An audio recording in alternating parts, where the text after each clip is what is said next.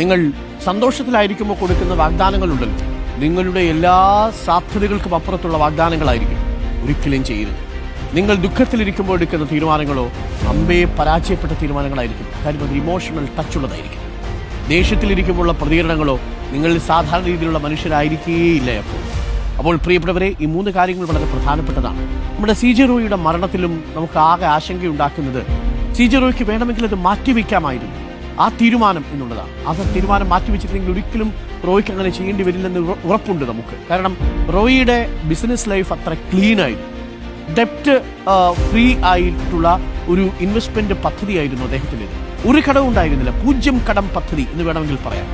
ആരുടെ കയ്യിൽ നിന്നും കടം വാങ്ങിയിട്ടുള്ളൊരു പരിപാടി അദ്ദേഹത്തിന് ഉണ്ടായിരുന്നില്ല.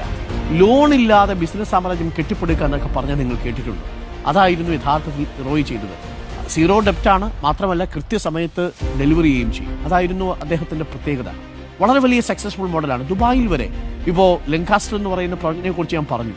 11 മാസം കൊണ്ട് ആ പ്രോജക്റ്റ് നടപ്പാക്കി എല്ലാ ഉപഭോക്താക്കൾക്കും അത് തിരികെ കൊടുത്തു. പുതിയ പദ്ധതി തറക്കല്ലിട്ടു. ഒരുപക്ഷെ ദുബായിലൊക്കെ നടന്ന വലിയ നിക്ഷേപങ്ങളുമായിട്ട് ബന്ധപ്പെട്ട സംശയമായിരിക്കും. ഇതൊക്കെ പിഴയടച്ചാൽ തീരാവുന്നതേ ഉള്ളൂ. പക്ഷേ CJ റോയ് വലിയ ഒരു അഭിമാനി കൂടിയാണ്.